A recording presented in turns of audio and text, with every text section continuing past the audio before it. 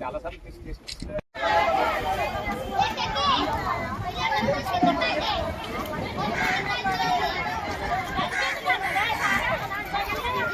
Collector గారు అయితే, joint collector అయితే, హెల్త్ వాళ్ళు అయితే, ఆర్డబ్ల్యూఎస్ వాళ్ళు అయితే, ఎంఆర్ఓ, ఎండిఓ, ప్రతి ఒక్కరూ ఈ గ్రామంలో సర్పంచులు అందరూ బాగా స్పందించి చేయడంతో నిజంగా తగ్గుముఖం పట్టిందంటే చాలా సంతోషంగా ఉందని చెప్తున్నాం.